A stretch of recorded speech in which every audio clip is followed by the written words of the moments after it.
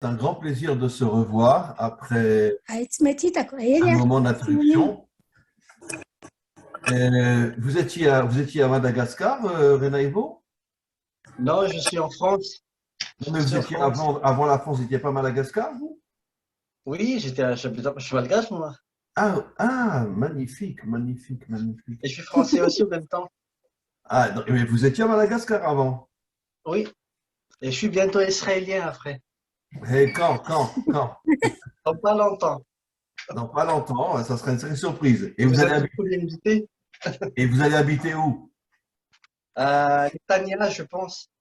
À Natania? Ouais. Ah, c'est bien, il y a tous les Français là-bas. J'étais en Israël la dernière fois, Rav, mais j'ai pas le temps de vous contacter. Ah, Il y a d'accord. 2 semaines. Non, mais si vous revenez, vous me contactez, hein. Le début mai, je serai là encore. Voilà. Alors, Clémence est là, magnifique. David est Shalom là, Alecha, magnifique. Qui c'est ce Shlomi avec ses grandes péotes là? Qui c'est? D'où il est, Shlomi? De Madagascar? oui, de Madagascar. Shalom Rav, Shalom Lachem. Oh, shalom. Et, et tu t'es converti? Euh... oui, Oui, c'est incroyable. Mais dis-moi, t'as des sacrés potes quand tu marches dans la rue à Madagascar avec des potes comme ça? oui, Eh ben, dis donc, je marche comme ça bah, avec les pilotes. bravo, bravo. J'aurais jamais imaginé qu'à Madagascar, on pourrait avoir quelqu'un avec des péotes comme ça. C'est extraordinaire. Et ces deux amis-là, c'est marqué Galaxy, qui c'est? Ils sont de Madagascar eux aussi? oui, du sud de Madagascar. Ah, ils Ce sont de sont Madagascar eux aussi. dames. Très bien. Ce sont Et, des dames. Tiana, elle est de Madagascar aussi? Oui, oui, oui. Je suis de Madagascar. Très, très bien. Et donc, par contre, Angela, vous êtes de La Réunion, vous, hein? Oui, oui. On va attendre encore, non, remarquez, il est 18 heures, on peut commencer. Et voilà, donc j'ai le texte que Clémence m'a envoyé avec différentes questions, mais j'aimerais bien qu'il y ait un échange entre nous, que vous puissiez aussi, je ne veux pas parler pendant 1 heure, je voudrais que vraiment qu'il y ait des échanges, que vous puissiez me poser des questions, sur ce qui concerne l'Afrique. J'ai juste une question que je voudrais poser. Euh, Madagascar, c'est près de l'Afrique ou c'est loin de l'Afrique? C'est un petit peu loin. Il y a C'est loin. le canal Mozambique. Il y Et a le alors, canal de Mozambique. et alors, comment vous êtes arrivé à Madagascar? Vous venez d'Afrique au départ? Comment vous venez de Madagascar? Comment vous êtes arrivé à Madagascar? Il y a des Africains, qui viennent de l'Afrique, mais Oui, il y a aussi une partie qui vient de l'Asie. une partie qui vient de l'Asie. Asie, mais une partie qui vient de l'Afrique. Dans le côté sud, dans le sud de Madagascar, Oui. ils viennent de l'Afrique. C'est-à-dire Mais la dans le sud de plupart, c'est Madagascar, c'est l'Afrique. Et dans d'autres oui, régions, c'est des gens qui viennent d'Asie. d'Asie. Surtout D'où le ça, plateau, comme d'où nous ça là, d'Asie? c'est d'Asie. De Chine, par Oui. exemple? Du côté, là, oui, du côté du Chine, là, dans des îles. Il y a Ah beaucoup oui, d'îles dans l'Asie. incroyable. C'est là-bas, oui. Et alors, c'est proche de quel pays, Madagascar? C'est proche de la Réunion et proche de l'Afrique du Sud. Ah, c'est proche de l'Afrique du Sud. Donc, on peut imaginer qu'il y a des Africains d'Afrique du Sud qui sont venus à Madagascar aussi. Oui, oui. Ah, d'accord. Ah. Et la majorité des gens à Madagascar, ils sont blancs ou ils sont noirs? Noir, La majorité sont noirs. noir, peau noire, oui. Ouais. Mais il y en a des peaux blancs, mais euh, plutôt métis. Ah. Blanc, oui. Matt. Eh bien, c'est magnifique. En tous les cas, avant de commencer, sachez que c'est pour moi un bonheur de reprendre contact avec vous. Bon, il y a eu une interruption. qui était dû à pas mal de problèmes qu'il y avait ici en Israël et des problèmes personnels aussi. J'ai eu le corona aussi et donc j'étais très, très, très, très fatigué pendant plus d'un mois. J'avais énormément de mal à me remettre sur forme. Maintenant, ça va un petit peu mieux. Et, et donc, on va donc commencer notre cours. Et bien sûr, j'espère il y aura des questions. Et juste une dernière question. Il y avait d'habitude toute une famille qu'on voyait qui était à Madagascar. Ils vont être là aujourd'hui, Angela? Ils vont être là? Il y avait toute une famille comme ça, énorme, avec plein de monde. Ils vont être là? C'est ma famille en fait. Comment? C'est ma famille et on est un peu dispersés parce que il y a quelques problèmes de connexion, il y a des problèmes de déplacement et tout. Donc, il y a moi, il y a, il y Mais en tous a les cas, Tiana, contactez-les et dites-leur que j'aimerais bien quand on va continuer les cours, qu'ils reviennent parce que il y avait beaucoup de monde et c'était déjà intéressant. Donc, j'aimerais bien qu'ils puissent nouveau se connecter avec nous. D'accord? Hein? d'accord, d'accord. Voilà. Alors, on va commencer notre cours et je lirai bien sûr un peu plus tard les questions que Clémence a envoyées. Et on va commencer par quelque chose d'assez intéressant, assez profond, sur le nom Madagascar quand on l'écrit en hébreu. Et comme vous le savez, les lettres hébraïques contiennent des secrets inimaginables, et surtout avec les valeurs numériques. Et comme je vais le faire avec vous, je vais le faire doucement pour que vous puissiez comprendre qu'est-ce qui se cache derrière Madagascar. Donc, comment s'écrit Madagascar? Ça s'écrit en hébreu avec un mem, dalet, aleph. Je n'ai pas fini. Après, il y a encore d'autres lettres. Si vous prenez les 3 premières lettres de Madagascar, mem, dalet, aleph, vous avez le nom Adam. Adam. Mem, dalet, aleph, vous avez le nom Adam. Donc, il y aurait apparemment un lien entre Madagascar et Adam, le premier homme qui, bon, malheureusement a fauté, mais qui est aussi la source de l'humanité tout entière. On va en parler dans quelques instants. Donc, même Dalet Aleph, ces 3 lettres forment le mot Adam. Après, vous avez Gaskar, Mada, on a dit c'est Adam, Gaskar, Gimel, Samer, P, Resh. Bon, pour ceux qui comprennent l'hébreu, vous me comprenez. Pour ceux qui ne comprennent pas l'hébreu, je vais expliquer. Si on prend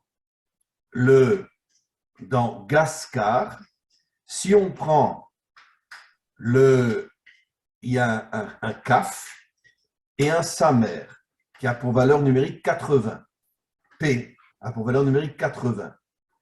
Donc, si je réunis les lettres, on va avoir donc un guimel. Après Adam, on a un guimel, on a un P et on a un resh. Et regardez, guimel fait allusion aux 3 frères qui sont les 3 fils de Noach, les 3 fils de Noé, qui pendant toute l'histoire, on le sait, on était constamment en guerre. Puisque Japhet, fils de Noach, fait allusion au monde occidental, Ham, fils de Noach, fait allusion au monde africain, et Shem, aussi fils de Noach, fait allusion au Proche-Orient, c'est-à-dire, on peut dire l'islam et Israël. Ce qu'on appelle les sémites, en étant en hébreu, c'est les shémites, mais on les appelle les sémites. On sait que ces 3 frères, pendant toute l'histoire, ont été constamment en guerre. D'ailleurs, vous le savez, ceux qui lisent la Torah même en français, vous savez que la Torah nous explique, je l'ai déjà dit dans d'autres cours, que finalement, les pires ennemis sont des frères d'une même famille. Prenons un exemple, Caïn et Avel. Caïn et Abel. Caïn a tué son frère Abel. Une autre énorme dispute, Yaakov et Ésav, Ésaü. C'était des frères jumeaux, ils sont nés au même moment.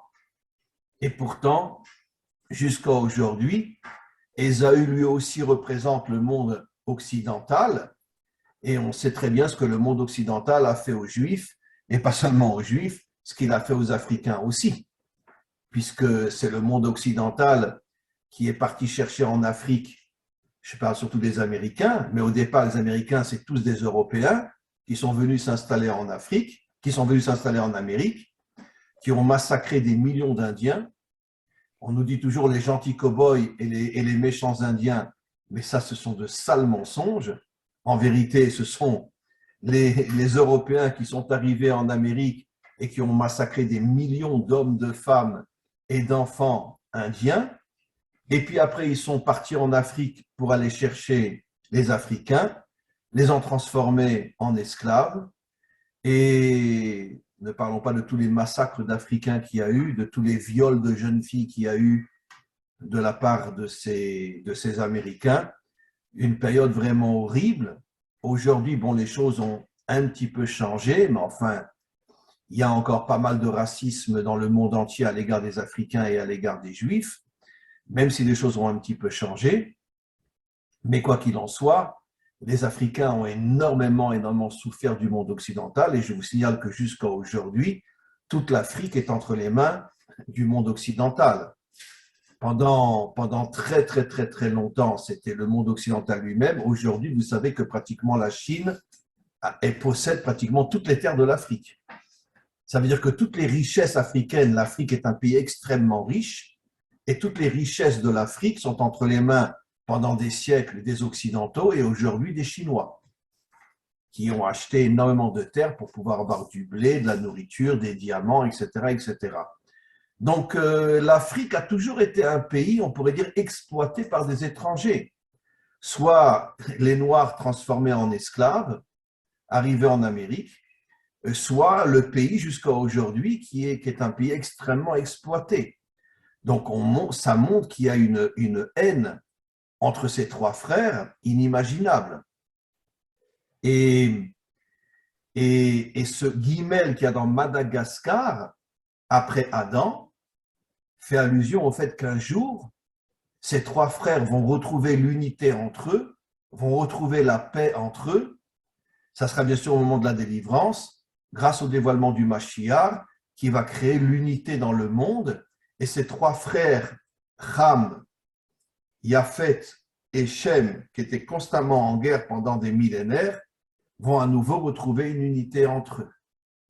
Comme je l'ai souvent dit, d'accord, et j'en ai la certitude, même quand il y aura l'unité dans le monde et que les 70 peuples vont à nouveau se réunir et vont se respecter et vont d'une certaine manière s'accepter les uns les autres, il n'y aura plus de racisme, il n'y aura plus d'antisémitisme, chacun respectera l'autre tel qu'il est. Je l'ai déjà dit dans d'autres cours, dans cette unité-là, les deux plus grands frères et les deux plus grands amis qu'il y aura, ce sera qui? Israël et les Africains. Et vous savez pourquoi Israël et les Africains? Parce que le Zohar nous dit que la couleur, vous savez que chaque attribut divin a une couleur, et l'attribut divin qui correspond à la royauté, c'est-à-dire au dévoilement de la royauté de Dieu dans ce monde, la couleur qui correspond à l'action du dévoilement de la royauté de Dieu dans ce monde, le Zohar dit déjà il y a 2000 ans, c'est la couleur noire. Ce qui veut dire que maintenant on comprend pourquoi les Africains ont été à ce point piétinés, pourquoi ils ont été transformés en esclaves, pourquoi il y a eu des massacres inimaginables comme les Tutsis et les Hutus, etc. Et même en Afrique, il y a eu constamment des guerres et des massacres absolument incroyables. Pourquoi? Parce que d'une certaine manière, les Africains ont un rôle inimaginable dans le dévoilement de Dieu dans ce monde, en tant que roi de ce monde.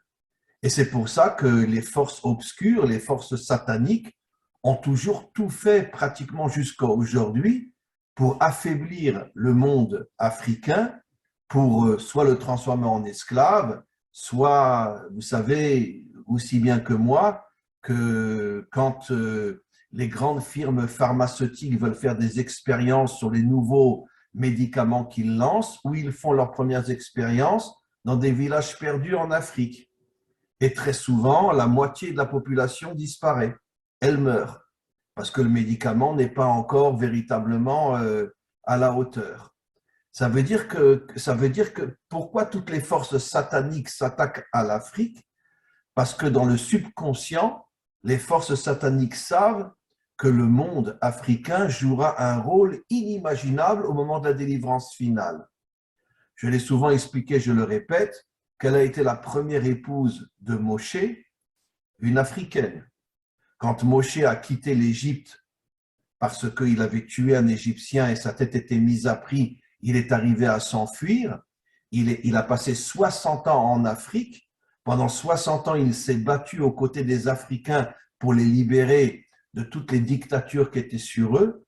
La première femme qu'il a épousée était une Africaine. Ça veut dire que Moshe, qui est, on pourrait dire, le modèle parfait de la Torah et du peuple juif, a épousé une Africaine. Pourquoi? Parce que Moshe savait qu'au moment de la délivrance finale, il y aurait une union parfaite entre Israël et le monde africain. Israël retrouvera sa véritable dimension après avoir été massacré pendant des millénaires. Les Africains retrouveront leur véritable dimension, eux aussi, après avoir été massacrés pendant des millénaires. Et c'est l'union entre Israël et l'Afrique qui sera le fer de lance de la délivrance finale. On revient maintenant à Madagascar. Alors, on a expliqué que les 3 premières lettres forment le mot Adam. Le guimel, qui a pour valeur numérique 3, fait allusion à l'unité qui régnera après des millénaires de guerre entre les 3 frères de Noé, Ham, le monde africain, Shem, le monde sémite, Yaphet, le monde occidental. Après, il nous reste Peresh. Peresh, le P, je vais le diviser en 2. Parce que pour avoir le P a pour valeur numérique 80. Je vais prendre 2 lettres qui ensemble vont faire aussi 80. Le Aïn, qui a pour valeur numérique 70, et le Yud, qui a pour valeur numérique 10, 70 et 10, ça fait 80. Ce sont des notions, bon, que vous devez vous habituer à ces notions-là. Je sais que ce n'est pas très facile, mais vous savez que les lettres hébraïques se décomposent, il y a des valeurs numériques et on trouve des notions absolument incroyables. Si je décompose le P en Aïn, Yud, Aïn fait allusion aux 70 peuples, et le Yud fait allusion à la première lettre de la tribu de Yehuda, de laquelle sortira le Mashiach. Et après, on a le Resh. Le Resh, je vais le diviser aussi en 2 lettres. Resh a pour valeur numérique 200. Je vais le diviser en 2 lettres. Kouf Tzadik, qui a pour valeur numérique 190. Et après Yud, 190 et 10, ça fait 200. Le mot Kouf Tzadik, Ketz, fait allusion à la délivrance finale. Et Yud, encore une fois, fait allusion à la tribu de Yehuda de laquelle sortira le Mashiach. Donc, je fais un résumé de ce que je viens de dire. Est-ce que vous vous rendez compte de tous les secrets qui sont cachés dans le mot Madagascar, le nom de Adam, la paix entre les 3 frères qui étaient en guerre pendant toute l'histoire? Après, on a expliqué l'union entre la tribu de Yehuda, de laquelle vient le Messie, et les 70 nations, et après le Resh, qui fait allusion à la délivrance finale, grâce à la tribu de Yehuda, de laquelle sortira le Mashiach. Comment se fait-il que dans le nom de Madagascar, il y a tellement de secrets? Quel rapport avec Adam? Quel rapport avec l'union entre les 3 frères qui étaient constamment en dispute? Quel est le rapport avec la délivrance finale? Quel est le rapport entre l'unité entre les 70 nations et la tribu de Yehuda? J'aimerais bien que tout à l'heure vous me donniez votre avis. Quel est le rapport? Pourquoi Madagascar contient des secrets absolument incroyables? Et, et tout à l'heure, c'est vous qui allez me donner, qui allez me donner votre avis. Je voudrais reprendre maintenant les questions que Clémence a demandées. Elle explique, bon, d'abord qu'au niveau des fuseaux horaires, alors là, c'est très important. Madagascar se trouve à l'est d'Israël. L'est, en hébreu, se dit Mizrach. Et ce qui est extraordinaire, vous savez que chaque point cardinal, le nord, l'est, l'ouest, le sud, correspond à un attribut divin. Je ne vais pas tout expliquer, mais je vais expliquer l'est. L'est correspond à l'attribut divin qu'on appelle Tiferet, qui est l'union des contraires. Ça veut dire que la délivrance finale dépend de notre capacité à respecter, à aimer celui qui est différent de moi. Aujourd'hui, comme on le sait, le monde est peut-être pas autant qu'avant, mais encore plus de racisme, d'antisémitisme, les guerres même entre les peuples, les Russes, les Ukrainiens, pourtant, c'est la même race pratiquement, et pourtant ils se font la guerre, à plus forte raison entre des Blancs et des Noirs, ou entre le monde occidental et Israël. Il y a un monde qui est un monde complètement explosé aujourd'hui. Mais le côté Est, d'après les secrets de nos maîtres, font allusion à l'attribut divin qu'on appelle Tiferet, qui est l'attribut divin qui unit les différences, qui unit les contraires, non sous l'uniformité, on devient tous pareils, mais l'unité signifie le respect des différences. Tu n'es pas comme moi, mais je te respecte, parce que tu me complètes, parce que sans toi, il y a des tas de notions que je ne pourrais pas avoir. Et donc, c'est la raison pour laquelle l'unité signifie le respect des différences, le respect des notions contraires qui existent dans l'humanité. Et nos maîtres disent, c'est le côté Est. Alors, si Clémence me dit que Madagascar se trouve du côté Est d'Israël, ce qui veut dire que Madagascar aurait aussi, d'une certaine manière, un aspect d'unité, puisque le côté Est fait allusion à l'unité.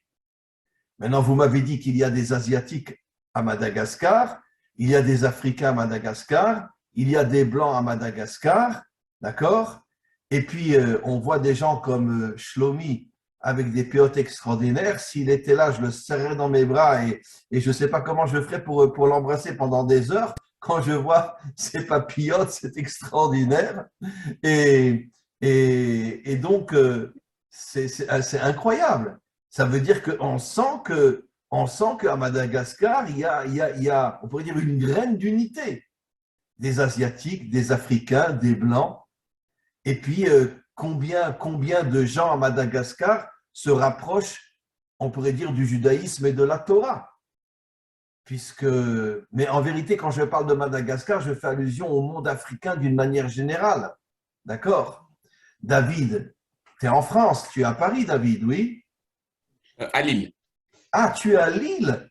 Ouais. Alors, tu sais que je vais sans doute faire un séminaire le 8 mai à Lille. Je te le dirai, je veux que tu viennes. Hein. Je serai là, vous en avez parlé ce matin. Voilà, ça sera à Lille que je vais faire le séminaire. Ouais. Et bon, viendront des gens de partout en France, mais toi, tu seras le premier et tu t'assois à côté de moi. Si tu veux, Merci, là.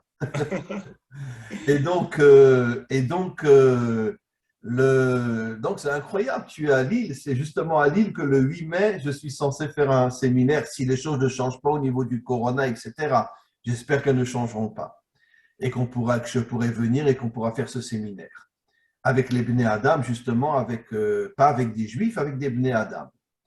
Et donc j'étais en train d'expliquer que le côté Est est le symbole de l'unité.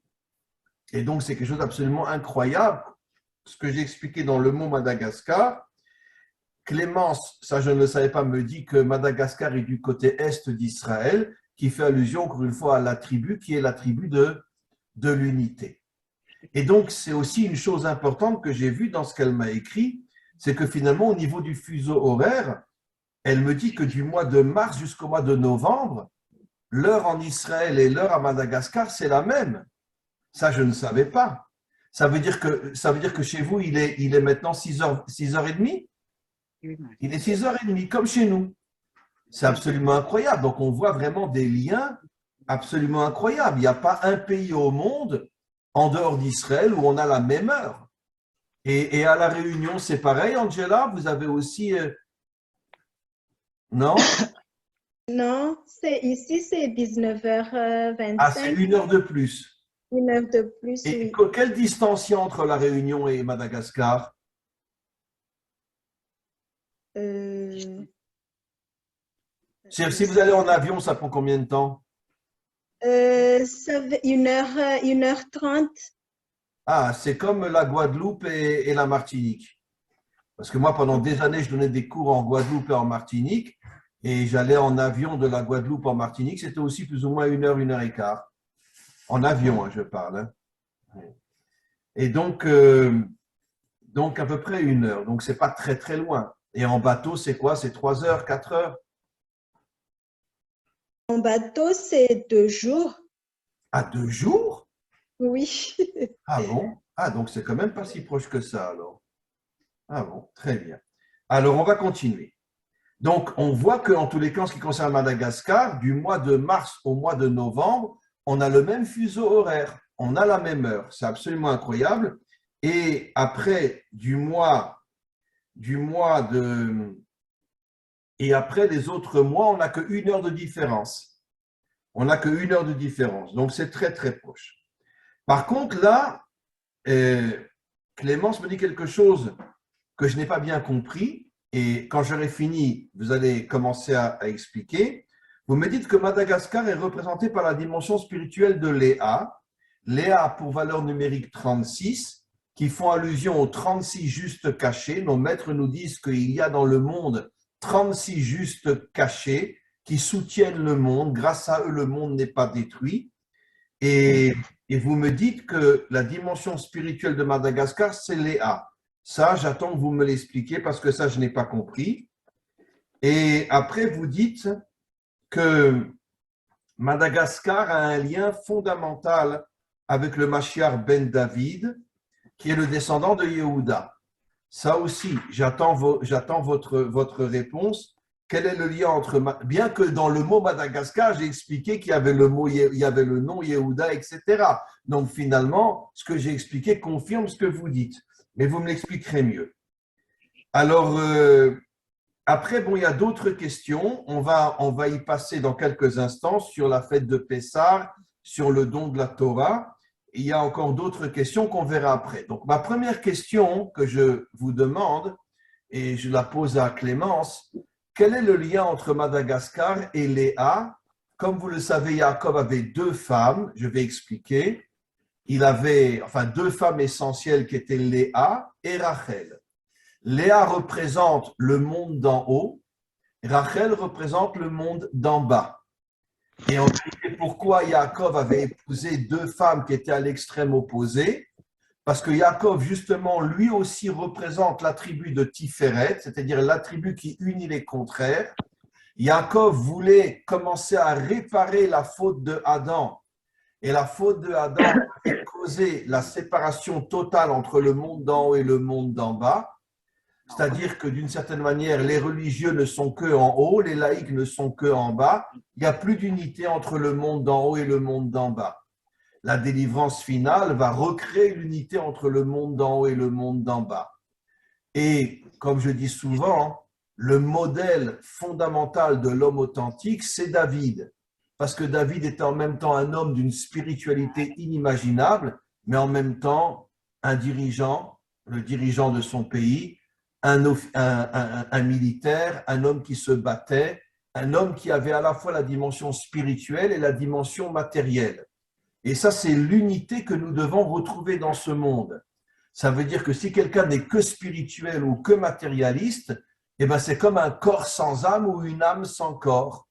Si quelqu'un n'est que spirituel, il est comme une âme sans corps. Si quelqu'un n'est que matériel, il est comme un corps sans âme. Dans les 2 cas, c'est la mort. Parce que qu'est-ce que c'est la mort? c'est la séparation entre l'âme et le corps. L'âme remonte en haut et le corps est enterré en bas. Ils sont complètement séparés. Qu'est-ce que c'est la vie véritable? C'est l'union totale entre le corps et l'âme, ce qui signifie en bon français, je suis un homme spirituel, mais je suis aussi un homme engagé dans ce monde et je vis dans ce monde, je m'occupe des choses matérielles, je ne suis pas uniquement quelqu'un qui vit dans la religion, je suis aussi un homme engagé dans ce monde. Et c'est l'exemple du roi David. Alors, je remets maintenant, Clémence, à la question, quel est le lien entre Léa, qui, d'après notre tradition, représente le monde d'en haut, Rachel représente le monde d'en bas, Yaakov a épousé ces deux femmes pour justement créer l'unité entre le monde d'en haut et le monde d'en bas. Comment savez-vous que Madagascar a un lien avec Léa? Bonsoir tout le monde. J'ai commencé à calculer à partir, j'ai regardé la carte sur l'Internet, Madagascar et Israël, c'est dans le même fuseau horaire, même Madagascar, c'est plutôt à l'est. Même dans le fuseau horaire, c'est plutôt à l'est. Oui. Mais avant, j'ai l'habitude de parler que l'Afrique, c'est la dimension Rahel. Et quand j'ai regardé la carte, ça confirme que Madagascar n'est pas à l'ouest, mais Madagascar, c'est à l'est d'Israël. Attention, l'Afrique est à l'ouest d'Israël. Oui. Et l'ouest, ça correspond justement à la royauté. Et c'est pour ça que le Zohar dit que la royauté a la couleur noire. Donc c'est incroyable, vous me dites que l'Afrique est à l'ouest d'Israël et ça correspond justement à la dimension terrestre qui a pour but de dévoiler Dieu dans le monde d'en bas. Oui, c'est ça la mission. Mais nous sommes à l'est d'Israël, à quelques kilomètres sur la carte d'Israël, même Israël. Ça, géographiquement parlant. Mais en prenant la gematria de Léa, on voit, c'est 36. Oui. On prend aussi le Ohel, la compte d'assignation, c'est l'anagramme de Léa, c'est 36 aussi. Mais vous savez plus que moi que Léa, et le matériel qui représente le Alma d'Edkassia. C'est l'Ensof. Le monde caché. Oui. Mais si on oui, fait Léa est appelé le monde caché, c'est-à-dire le monde spirituel est un monde qui est caché. Rachel est appelé le monde dévoilé, qui est le monde matériel. Absolument. Ça. Mais si on fait le gematria de Madagascar, 407, avec 6 lettres et un mot, on aura 414. Et 414, ça fait le Orensof, le gematria de Orensof. Et donc, il fait allusion au monde d'en haut. J'ai compris. Et en plus, il y a ça aussi, c'est même comme matériel avec Haïm, Makor, la fontaine de vie. Incroyable, oui. Ah, c'est-à-dire que Madagascar a la même valeur numérique que le mot Haïm, qui veut dire Haïm, qui veut dire le Ensof. Oui. Et avec le Haïm, Makor, les deux. Il représente aussi le Ohel, la tente d'assignation. La dimension binaire de la tente d'assignation. Mais maintenant, je comprends beaucoup mieux et je vais confirmer ce que vous dites. Si l'Afrique est à l'ouest d'Israël, donc ça représente le monde d'en bas, et Madagascar est à l'est, et l'est représente le monde d'en haut. Alors maintenant, je comprends pourquoi vous avez dit qu'effectivement, qu'il y avait un lien entre Madagascar et Léa. Maintenant, je comprends mieux. Yehuda, c'était le fils de Léa. Yehuda était le fils de Léa et c'est de Yehuda que va sortir le Mashiach. Que Yehuda, c'est dans les gematria de Madagascar. Et ça confirme aussi ma petite recherche. Donc, c'est pas que le Mashiach va sortir de Madagascar alors? Mais vous savez, nos maîtres nous disent que le Mashiach viendra Be'issach Adaat. Il viendra d'une manière que personne ne pourra comprendre. Issach Adaat en hébreu veut dire complètement au-dessus de la compréhension humaine. Oui. Donc, elle va savoir. Mais vous savez là, que le Léa, représente deux choses aussi. Les 36 sadikim, En Oui, plus, les 36 bougies de Hanouka. c'est incroyable. C'est vrai qu'en tout, on allume en tout 36 bougies à Hanouka et qui est la Hanouka, valeur numérique de Léa. Absolument. Léa. Et les 36 Absolument. sadikim cachés. C'est, Absolument. Et les 36 juste cachés. mais c'est le gématria 414. C'est pour ça que j'ai dit qu'il y a un lien avec Madagascar, mais pas Bon, comme mais vous l'Afrique. savez que vous me donnez envie de venir à Madagascar. Hein? Je crois que je vais finir par venir. Hein? Et en plus, Et on, votre nom, on fera un petit tour à la Réunion aussi alors. mais votre nom aussi, brave. Ça, dans Madagascar, c'est Haïm encore. Ouais, c'est incroyable. Haïm encore, c'est 414. Votre nom. Ouais, 414, incroyable. Oui. Bon, très très bien. Donc maintenant, j'ai mieux compris. Et alors, mais par contre, vous dites aussi que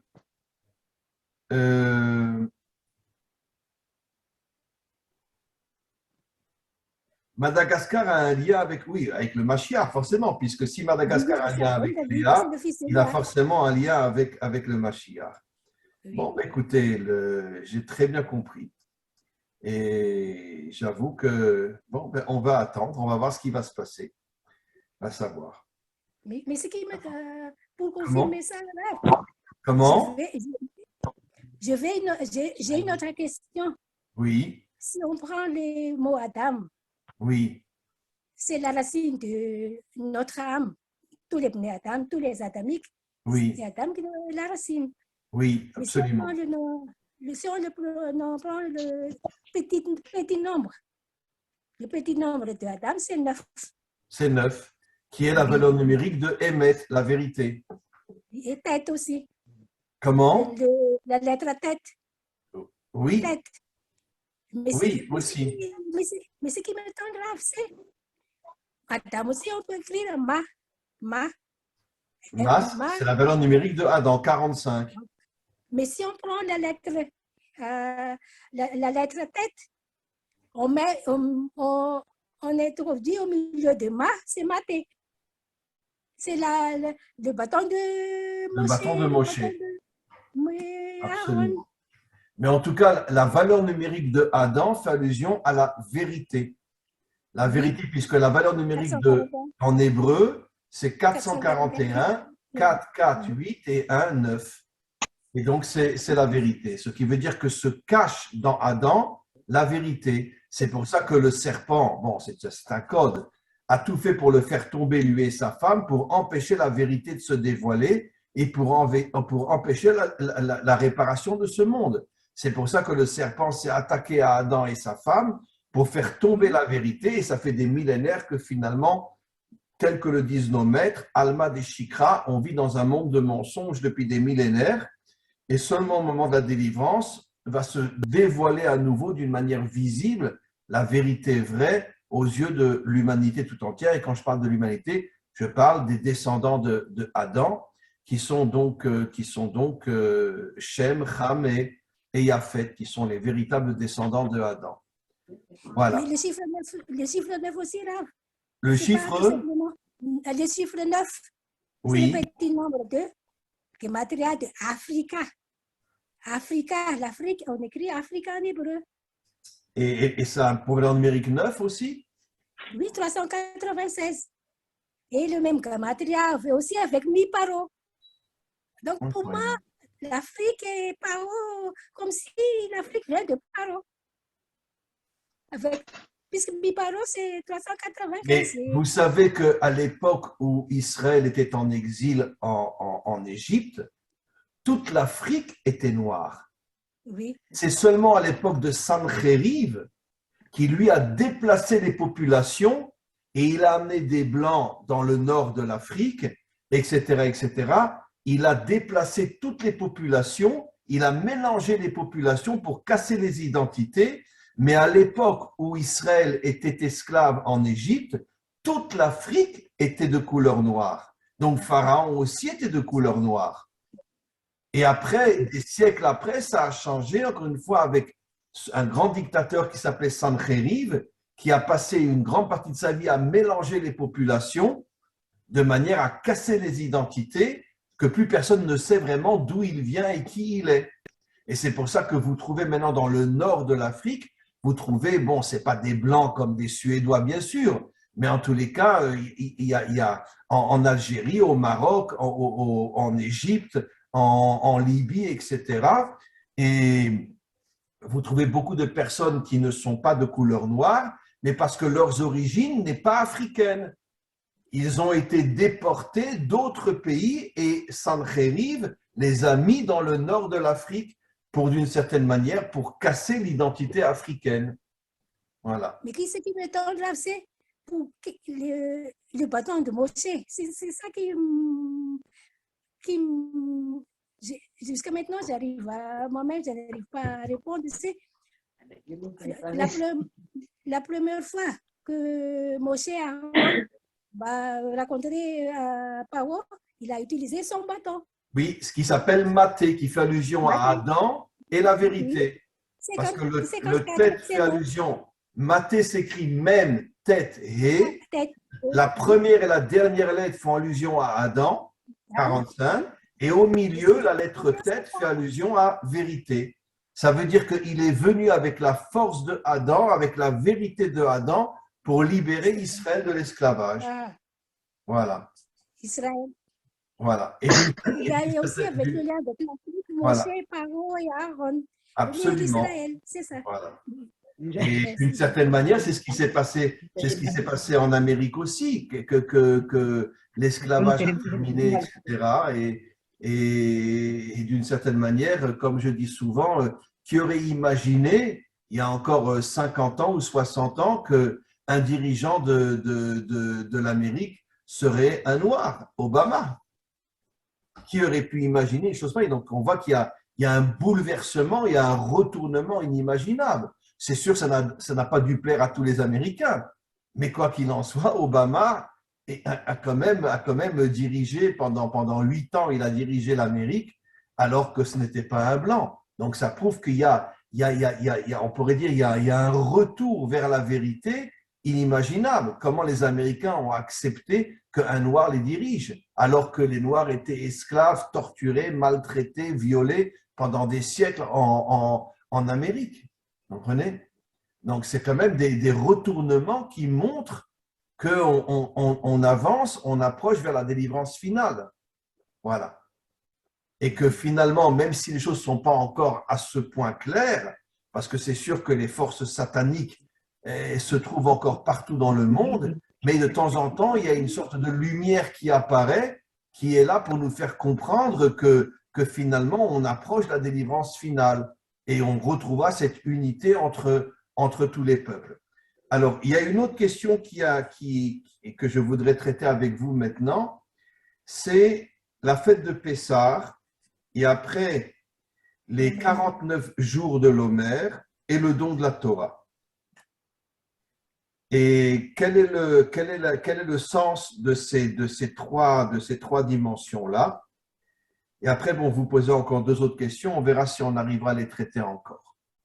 Alors, justement, j'ai fait un cours ce matin et j'ai eu l'initiative assez, je dirais, assez téméraire de dire que c'est absolument évident. Nos maîtres nous disent que la délivrance finale sera à la fin du 6e millénaire. Et selon le calendrier hébraïque, on est en ce moment en 5782. Ça veut dire qu'on est pratiquement à la fin du 6e millénaire. 6e millénaire par rapport au dévoilement de Adam. Adam s'est dévoilé il y a à peu près 6000 ans. Adam, c'est-à-dire le fondateur des Bnei Adam.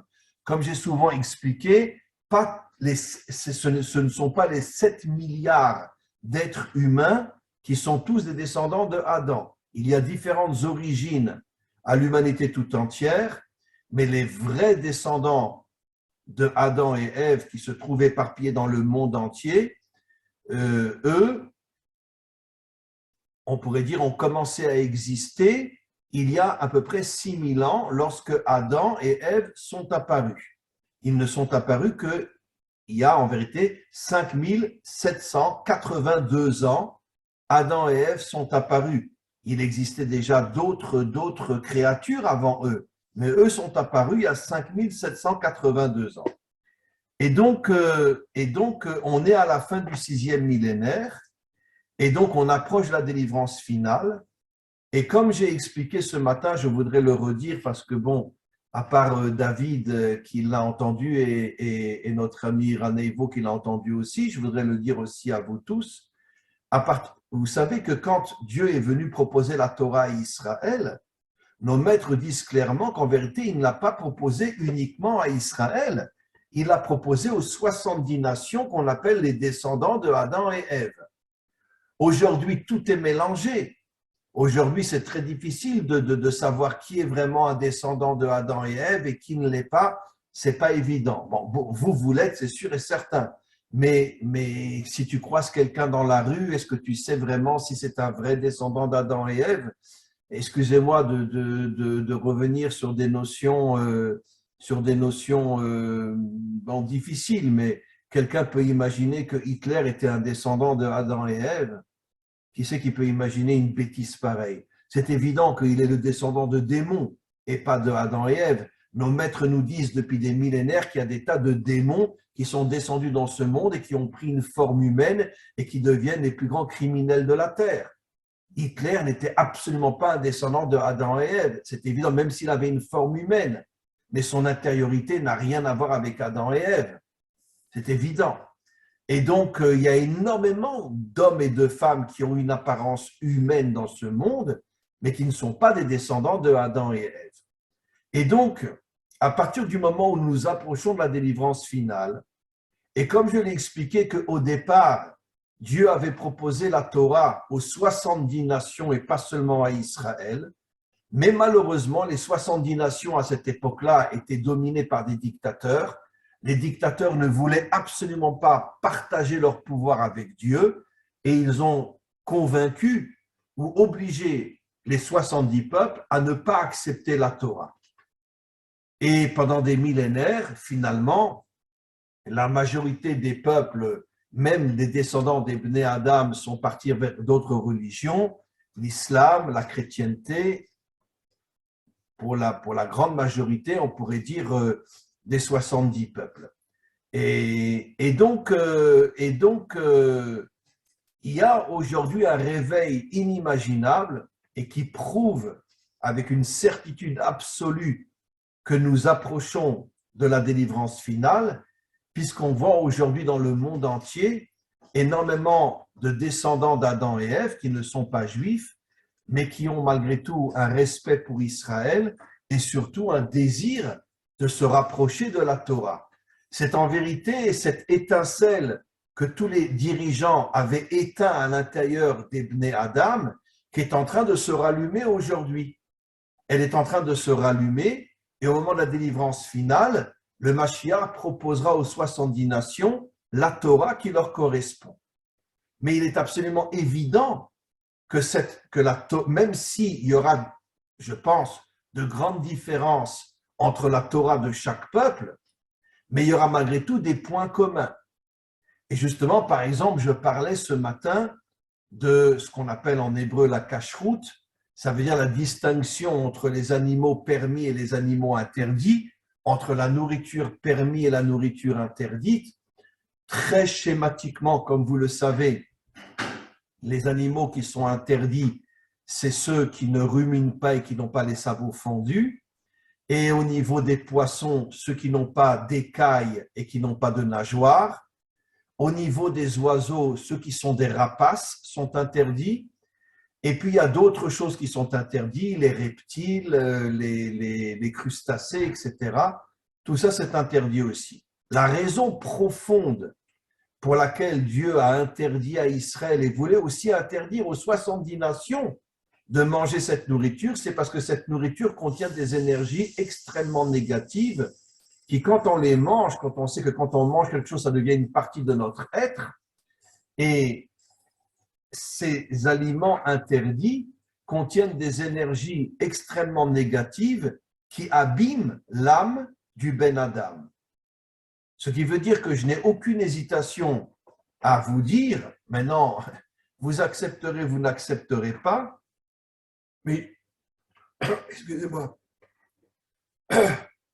j'ai aucune hésitation à vous dire que je pense qu'aujourd'hui, puisque nous nous approchons de la délivrance finale, les Bnei Adam, et vous êtes des Bnei Adam, doivent essayer de respecter la cacheroute pour ne pas salir et pour ne pas rendre impure leur âme, donc de ne pas manger de porc, de ne pas manger tous les animaux qui, encore une fois, ne sont pas à la fois ruminants et les sabots fendus, les poissons, ceux qui n'ont pas d'écailles et qui n'ont pas de nageoires, les oiseaux, ceux qui sont des rapaces, on ne les mange pas, et puis au niveau des crustacés, les moules, toutes ces choses-là aussi sont interdites parce que tous ces aliments contiennent des énergies qui détruisent l'âme du Ben Adam.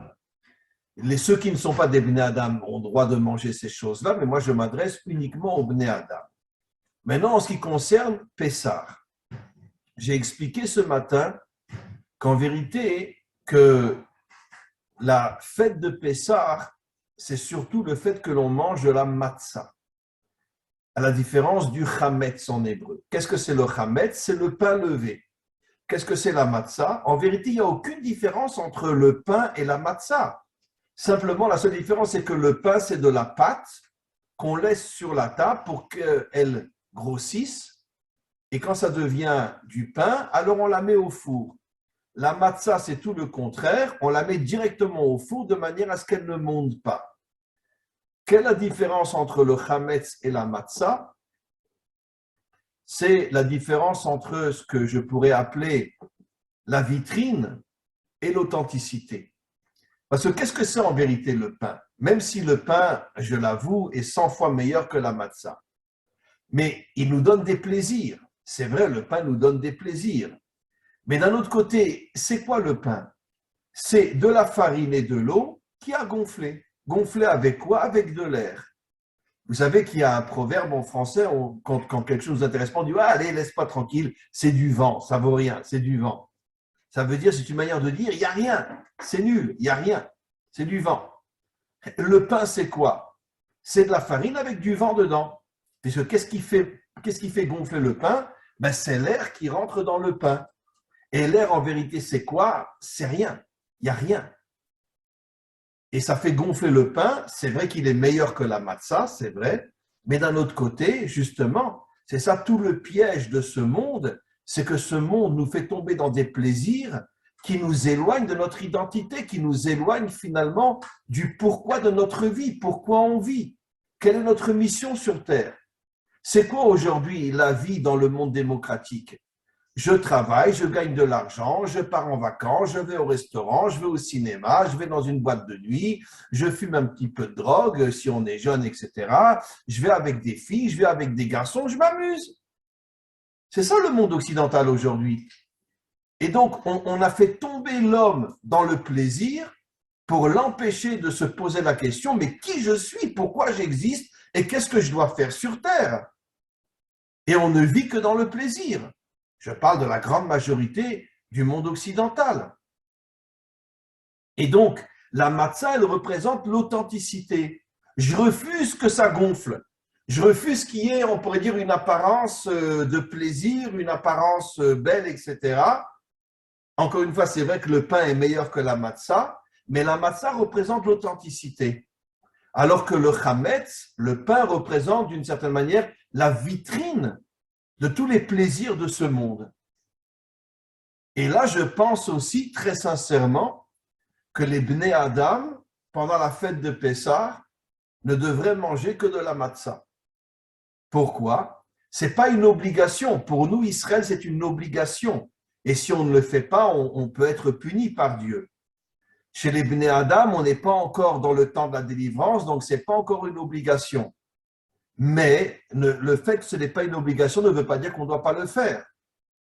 Je suis persuadé, mais de la manière la plus authentique et la plus sincère, que les Bnei Adam aujourd'hui doivent manger kasher et que les Bnei Adam aujourd'hui, par exemple, doivent respecter la fête de Pessah et manger de la matzah et ne pas manger de pain pendant toute la fête de Pessah. Parce que ça va nous rapprocher de la délivrance. Vous imaginez si des centaines ou des milliers de Bnei Adam dans le monde décident de prendre sur eux des commandements divins, mais je suis sûr que Dieu va se mettre à pleurer comme une fontaine. Il va dire, enfin, je retrouve mon monde. Enfin, je retrouve mes enfants. Enfin, il n'y a pas que Israël qui m'écoute. Et quand je dis Israël, vous savez très bien que 70% des Juifs sont assimilés aujourd'hui. À cause de toutes les souffrances qu'on a eues et tout ce qu'on a traversé, malheureusement, 70% des Juifs ne respectent pas les commandements. Mais bien sûr que Israël reviendra à la Torah aussi avec le Mashiach. Mais les nations aussi, les Ben Adam aussi. Et aujourd'hui, un Ben Adam qui prend sur lui, bien que ce n'est pas une obligation, de manger kasher ou de manger de la matzah à Pessah, mais il ne peut même pas imaginer ce qu'il est en train de faire. Il est en train finalement de préparer la graine de la délivrance finale. C'est quelque chose d'absolument incroyable. Et qui c'est, Monsieur Shalom? Bonjour. Bonjour. Vous m'entendez? Bon, Oui, j'écoute vos discours avec M. Abitbol sur YouTube, en fait. Je vous ai connu sur YouTube, donc Et où vous vivez, où vous habitez? J'habite Paris. Et mon voisin vous aime beaucoup parce qu'il est noir. Malheureusement, il est pas juif, mais il vous écoute souvent. Et il me dit que vous avez une pensée, comment dire, une pensée assez révolutionnaire pour un juif. Je lui dis, les juifs, ils ont toujours été révolutionnaires. Oui, enfin, ce qui reste des juifs, parce que malheureusement, il n'en reste plus beaucoup. Mais bon, on les retrouvera. Mais quoi qu'il en soit, donc j'étais en train de dire merci beaucoup, cher ami. Et donc, j'étais en train de dire que si les Bnei Adam, les descendants d'Adam et Ève, se rapprochent aujourd'hui de certaines lois de la Torah, je peux vous garantir, mes amis, que vous mettez en route le processus de la délivrance finale. Vous le mettez en route. Alors, je ne parle pas bien sûr de toutes les lois de la Torah, parce que comme je l'ai expliqué, quand le Mashiach redonnera aux 70 peuples la Torah qui leur correspond, il y aura des différences, mais il y aura des points communs. Pour moi, je n'ai aucun doute que la cacheroute, c'est un point commun qui concernera tous les Bnei Adam. C'est absolument évident. Pourquoi manger de la matzah à Pessah, même pour les Bnei Adam? Parce que ça vous permettra de retrouver, on pourrait dire, l'authenticité vraie.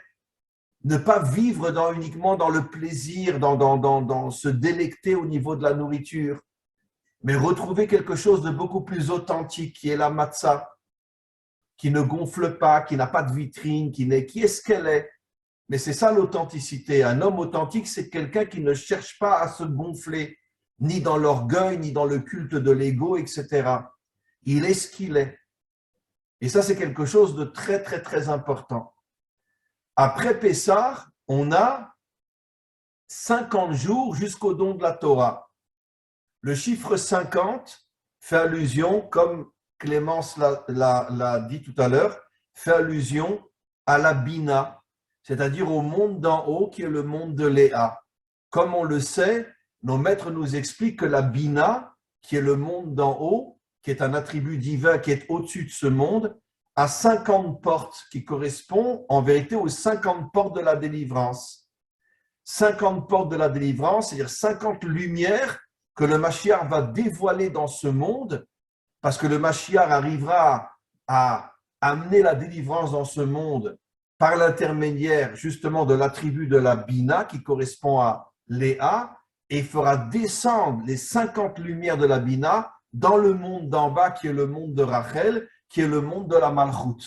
Et c'est ce qu'on dit en français, que Dieu se dévoilera dans le monde d'en bas. Dieu ne veut pas rester dans le monde d'en haut. Comme je dis toujours en blaguant, notre Père qui est aux cieux, surtout restez-y. C'est une blague, mais en vérité, Dieu ne veut pas rester en haut. Dieu veut se dévoiler dans le monde d'en bas. Comme nos maîtres le disent depuis des millénaires, que tout le désir de Dieu, c'est de se dévoiler dans le monde matériel, dans le monde d'en bas. Dieu en a strictement rien à faire de rester coincé en haut. Malheureusement, la faute de Adam a séparé le monde d'en haut du monde d'en bas, et Dieu est coincé dans le monde d'en haut, et il attend que les hommes, et pas seulement Israël, que tous les Bnei Adam fassent un travail qui va faire qu'ils puissent se dévoiler dans le monde d'en bas. Voilà. Et comme j'ai expliqué, les Africains ont un rôle inimaginable dans ce dévoilement-là, puisque, encore une fois, Rabbi Shimon Bar Yochai, le maître du Zohar qui a été écrit il y a 2000 ans, a le courage de nous dire que la Malchut a pour couleur le noir, et beaucoup de commentaires expliquent que ça fait allusion effectivement au fait que le premier homme qui a compris que dans la délivrance finale, les Africains auraient un rôle inimaginable, c'est Moshe, qui a épousé une Africaine. Alors que lui était blanc, il a épousé une Africaine et il a cassé le racisme, il a cassé toutes les différences entre les couleurs en montrant justement qu'un jour viendra au moment de la délivrance finale où Israël et l'Afrique seront comme deux frères. D'ailleurs, il y a quelque chose d'absolument incroyable. Si vous prenez le mot Mashiach, Messie en français, Mashiach, vous prenez les deux premières lettres, même Shin, à l'envers, ça fait Shem, qui veut dire le nom. Après les deux dernières lettres, Yud, Chet. Et qu'est-ce que ça veut dire, Yud, Chet? Yud, ça fait allusion à Israël, d'accord? Yud, c'est la première lettre du mot Israël. Et le Chet fait allusion à quoi? Le Chet d'Isnomet fait allusion à Ham, qui est le père fondateur de l'Afrique. Donc vous voyez que dans le mot Mashiach, c'est à pleurer. Le mot Mashiach veut dire Shem Chai, ça veut dire le nom de l'union entre Israël et Ham. Ham qui est la source, le père fondateur de l'Afrique. Donc ça veut dire que dans le mot Mashiach, on retrouve l'unité, l'union incroyable entre Israël et les Africains. C'est quelque chose d'absolument incroyable. Et d'ailleurs, il y a des choses en Israël absolument incroyables. Bon, comme vous savez, il y a les Éthiopiens qui sont d'origine juive en Israël, mais il y a beaucoup d'Africains américains qui viennent en Israël et qui se convertissent. Il y a un rave qui est d'origine africaine, un vrai Américain, mais d'origine africaine quand il y avait l'esclavage, et c'était un Américain de New York.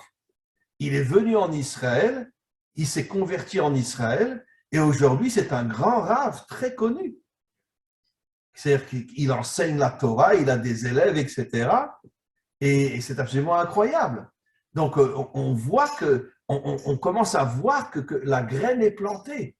L'union et l'unité entre Israël et le monde africain devient de plus en plus grande. Et encore une fois, je me répète, le premier qui a tout compris, c'était Moshe, en disant ma première épouse sera une Africaine, pour montrer qu'au moment de la délivrance, il y aura une union totale entre Israël et le monde africain.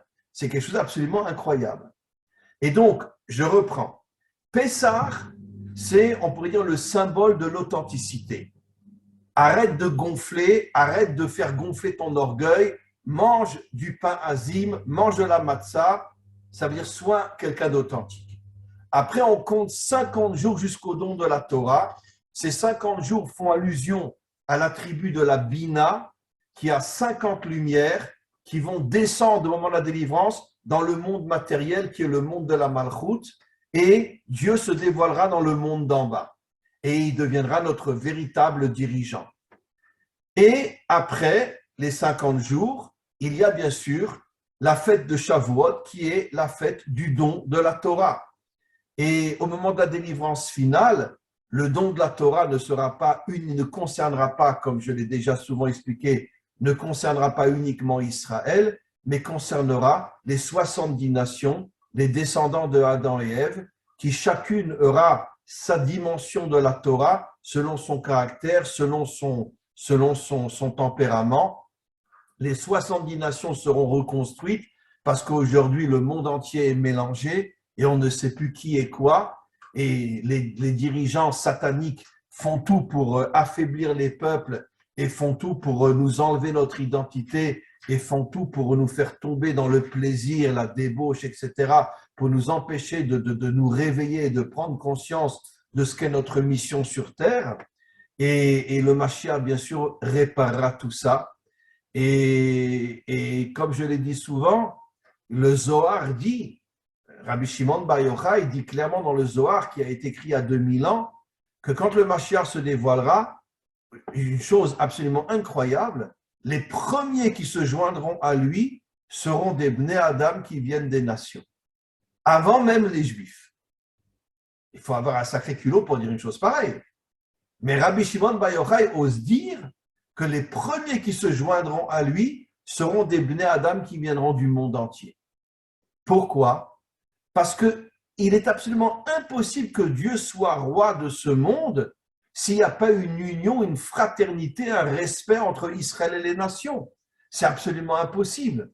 Donc il faut qu'il y ait ce respect-là, et c'est pour ça que les nations peut-être qui auront compris comment on les a manipulés, comment on leur a menti pendant des millénaires à l'égard d'Israël, prendront conscience de tous ces mensonges et seront peut-être les premiers à courir vers le Mashiach pour être à ses côtés, pour former une armée qui partira en guerre contre tous les méchants de ce monde et toutes les forces sataniques de ce monde. Et quand ce monde sera nettoyé de toutes ces forces sataniques, à ce moment-là, on vivra dans une humanité de paix, de respect, d'amitié, d'amour et surtout d'unité, où chacun respectera les différences, chacun respectera l'autre avec ses différences, en comprenant que finalement que toutes ces différences sont là pour nous compléter et nous apporter ce que nous n'avons pas. Parce que Israël a besoin des nations, les nations ont besoin d'Israël, les nations entre elles ont besoin, chacune a besoin d'une autre, et c'est ça, la véritable unité que nous retrouverons au moment de la délivrance finale. Voilà mes amis, est-ce qu'il y aurait encore une question ou deux? Et on arrêtera le cours d'aujourd'hui. Bien sûr, on reprendra. Alors, comme je l'ai expliqué, tous mes cours avec les Bnei Adam, je les reprends le dimanche.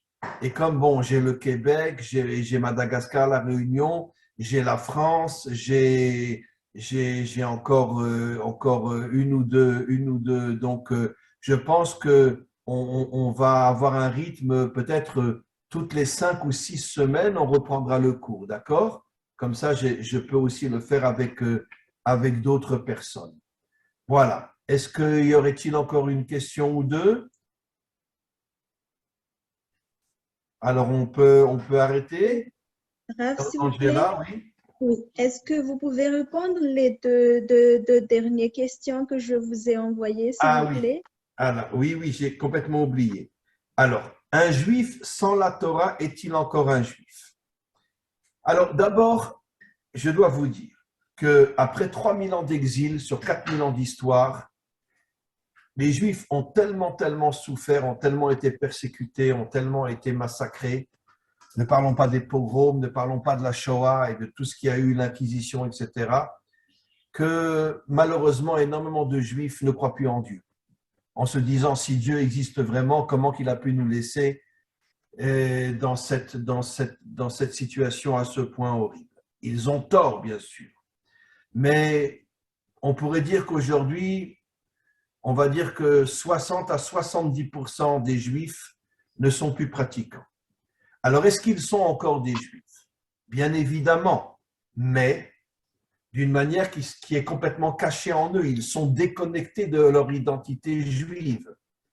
Déconnectés en ce sens que vivant comme des Occidentaux, ils n'ont aucun lien avec leur identité juive, mais comme le disent nos maîtres, ce monde a été créé pour la teshuva, pour le retour vers Dieu. Qu'est-ce que signifie le retour vers Dieu? Ça signifie qu'on est tombé, on a fauté, et voilà, et on revient vers Dieu. Et je m'excuse de vous dire, je l'ai déjà dit plusieurs fois, mais je n'ai aucune honte à le dire, moi-même, je suis revenu à la Torah à l'âge de 15 ans. Jusqu'à l'âge de 15 ans, mes parents et moi, mais bon, mes parents sont des rescapés de la Shoah, mes parents ont perdu toute leur famille, ma mère était cachée en France chez des catholiques, et mon père, lui, était à Bruxelles, il s'est fait arrêter plusieurs fois, il a même été dans un train qui allait l'amener à Auschwitz, et puis ce train-là, qui était un train d'enfants, a été racheté par la reine de Belgique, une femme extraordinaire qui a racheté tout ce train-là. Très peu de gens le savent.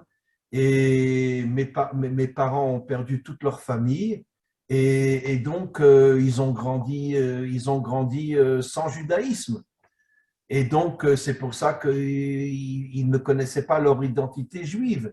et ils ont eu 2 enfants, mon frère et moi, on a été éduqués comme des occidentaux. Et moi, je suis revenu à la Torah à l'âge de 15 ans, grâce, si j'ose dire, à la guerre de Yom Kippour. La guerre de Yom Kippour m'a ramené vers mon identité. Et puis voilà, depuis l'âge de 15 ans, jusqu'à l'âge de 15 ans, je ne mangeais pas kasher, je ne faisais pas Shabbat, je ne faisais rien. On était des laïcs absolus. Et donc, qu'est-ce que je veux dire par là? Pourquoi j'ai pris mon exemple? Pour dire que, évidemment, que la majorité de ces juifs qui aujourd'hui ne pratiquent rien ont cette étincelle en eux, mais ils sont déconnectés de cette étincelle, et c'est sûr et certain qu'au moment de la délivrance, ils reviendront, ils referont vivre cette étincelle et ils reviendront vers la Torah, exactement comme on le voit aujourd'hui. Et vous savez, je le dis toujours, quand j'ai commencé à enseigner sur Internet il y a à peu près 15 ans, mais je n'aurais jamais imaginé que je serais suivi par des non-juifs. J'étais sûr que mes cours, il n'y a que les juifs qui seraient intéressés à les écouter. Et au fur et à mesure, je me suis rendu compte que j'étais… Et c'est là que je me suis rendu compte que ça y est, on est dans les temps de la délivrance. Le monde se réveille. C'est incroyable ce qui se passe. C'est incroyable. Comment c'est possible que des non-juifs écoutent des cours de Torah? Et j'ai compris que ça y est, on est vraiment dans les temps de la délivrance, que le monde entier se réveille. Je parle des Bnei Adam. Et donc, il va y avoir un retour non seulement d'Israël vers son identité, mais il y aura aussi, bien sûr, un retour des nations tout entières vers le vrai Dieu et qui créera une unité inimaginable dans le monde. Donc, encore une fois, je réponds là à votre question.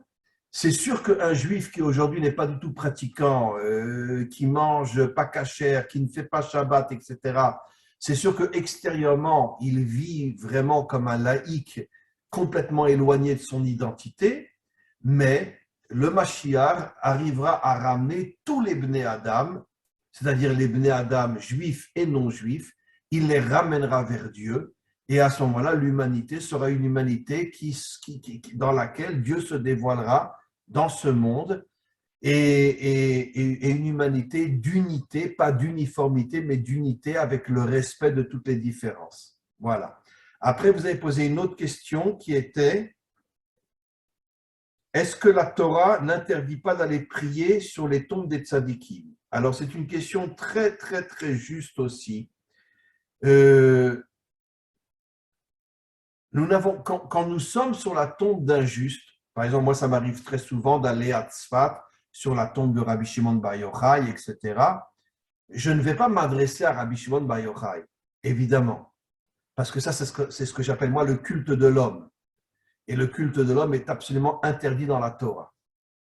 Mais d'un autre côté, il faut savoir que quand on est sur la tombe d'un juste, un juste authentique, comme Rabbi Shimon Bar Yochai, par exemple, il y a une énergie spirituelle inimaginable à cet endroit-là. Donc, ça nous permet une connexion très, très forte avec Dieu. Donc, si moi, je suis sur la tombe d'un juste, je ne vais pas m'adresser au juste. Mais je sais qu'il y a à cet endroit-là une énergie spirituelle très, très forte qui va me permettre une prière beaucoup plus puissante et beaucoup plus connectée avec Dieu que dans un endroit différent où il n'y a pas cette lumière-là.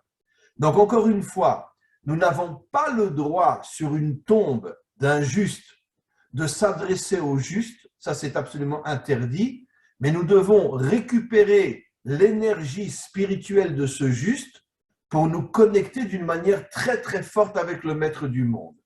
Maintenant, je terminerai en disant que l'endroit en Israël où la connexion est la plus forte avec Dieu, c'est ce qu'on appelle le Kotel HaMaaravi. Traduction française complètement idiote, le mur des lamentations. Je ne sais pas où ils ont inventé une traduction pareille. Ce mur ne s'appelle pas le mur des lamentations, il s'appelle le Kotel HaMaaravi, traduction française, le mur de l'Ouest. Parce que c'est le seul mur qui est resté du temple, qui était à l'ouest du temple. Le mur de l'Ouest, Maharavi veut dire l'Ouest. Kotel veut dire le mur de l'Ouest. Je ne sais pas d'où on a inventé cette traduction, le mur des lamentations. Mais et là-bas, il y a une lumière inimaginable. Moi, personnellement, tous les Shabbats, quand je suis à Jérusalem, le Shabbat matin, je vais prier au Kotel. Je ne peux pas prier ailleurs qu'au Kotel. Et je vais vous avouer quelque chose, et j'en ai presque les larmes aux yeux. Vous n'imaginez pas le nombre d'étrangers qui viennent au Kotel et qui prient pendant des heures au Kotel. Des Africains, des Asiatiques, des Hindous, bien sûr des Blancs, des Américains, etc. Mais je ne parle pas de Juifs, hein. Des Russes. C'est incroyable. Le nom. Shabbat dernier, j'ai vu un prêtre qui a mis une kippa sur la tête et je l'ai vu pendant au moins 20 minutes avec les deux mains sur le mur en train de prier. Je me dis, mais quel est le rapport entre un prêtre et le mur et le kotel? Quel est le rapport? Il semblerait que de plus en plus de gens comprennent que cet endroit est l'endroit, vous savez ce que nous disent le maître? Que la lumière de Dieu se trouve à cet endroit-là. La lumière de Dieu se trouve à cet endroit-là.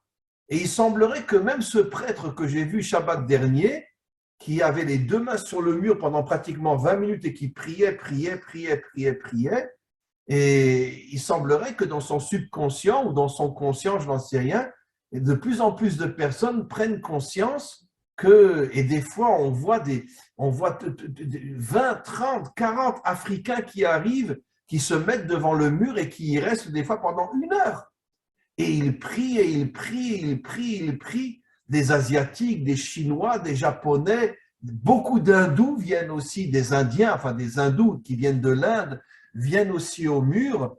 On voit des gens de partout qui viennent au mur et il semblerait qu'il y ait un réveil de plus en plus fort au niveau des gens qui prennent conscience que peut-être dans leur subconscient, que le mur est le seul endroit où la lumière de Dieu se trouve véritablement à cet endroit-là et ils sentent une attirance absolument incroyable. Et donc ça, c'est une chose très, très importante. Si vous venez un jour en Israël, directement d'aller prier au Kotel, car c'est très, très important. Voilà, mes amis, on va mettre fin à notre magnifique rencontre. Razak. Je mettrai bien sûr ce cours-là cette semaine sur mon site. Donc vous pourrez le réécouter, vous pourrez le diffuser à d'autres amis à Madagascar ou à La Réunion qui n'étaient pas là avec nous ou ailleurs aussi. Et encore une fois, vraiment, pour moi, c'est un bonheur infini d'avoir repris les cours avec vous. Et voilà. Et la semaine prochaine, dimanche prochain, j'ai un cours avec des Africains du Congo, de différents endroits d'Afrique, qu'on appelle ça, la Côte d'Ivoire, etc. Et donc, si vous êtes intéressé à y participer, vous me le faites savoir sur WhatsApp et je vous enverrai le lien. D'accord? OK. D'accord. Donc, n'oubliez pas, dimanche prochain, j'ai un cours avec les Africains. Et si vous êtes intéressé, vous m'envoyez un WhatsApp et je vous envoie le lien. D'accord? Voilà. Merci à tous et à toutes. Et Excusez-moi. Oui. Je voudrais poser une dernière question. Allez-y. Oui. C'est qui cette Tiana? Il y a le délestage chez nous, donc je suis dans le noir. Mais j'espère que vous m'entendez bien. Oui, oui, je vous entends.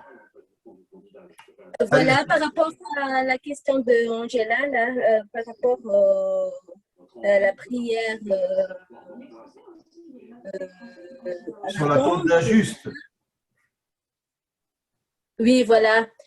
Donc, par rapport à ma compréhension de la Torah, j'ai compris que si on va dans la tombe, si on va sur la tombe de quelqu'un, on est tamé, on est sale, on peut pas se connecter avec Hachem. Magnifique question. Alors, je vous répondrai, c'est uniquement sur la tombe de gens comme vous et moi. Mais les justes, eux, leur tombe n'est pas impure. Effectivement, un mort, on sait que son corps a une certaine impureté parce qu'il est séparé de son âme. Et donc, c'est vrai pour 99% des êtres humains. Mais au niveau des grands justes authentiques, prenons l'exemple de Rabbi Shimon Bar Yochai, qui est le maître du Zohar, il n'y a aucune impureté sur sa tombe, donc nous pouvons y aller. Et non seulement nous ne sommes pas déconnectés, mais on est encore plus connectés sur sa tombe avec Dieu que si on était loin de sa tombe. Donc, je réponds à votre question, Tiana. Pour la grande majorité des hommes, effectivement, il y a une certaine impureté au niveau de la tombe parce que le corps est séparé de l'âme, mais au niveau des grands justes authentiques, il y a une partie de leur âme qui est restée dans le corps et donc ils ne sont pas impurs, la tombe n'est pas impure et c'est la raison pour laquelle on peut prier à cet endroit-là. Voilà. Voilà, alors, alors Angela, on reste en contact. Pour le prochain cours, je vous dirai quand ça sera après Pessah, c'est sûr, et je vous dirai quand sera le prochain cours. D'accord? D'accord, Rav. Merci beaucoup. À vous aussi, à vous tous, à vous toutes, un très grand merci et je vous dis franchement, je revis grâce à ce cours. Ce cours m'a redonné des forces inimaginables et je suis tellement content qu'on a repris les cours et on se dirige tous ensemble, main dans la main, droit vers la délivrance finale. Voilà. À très bientôt. À très bientôt. Au revoir. Au revoir. Au revoir. Au revoir. Au revoir. Au revoir.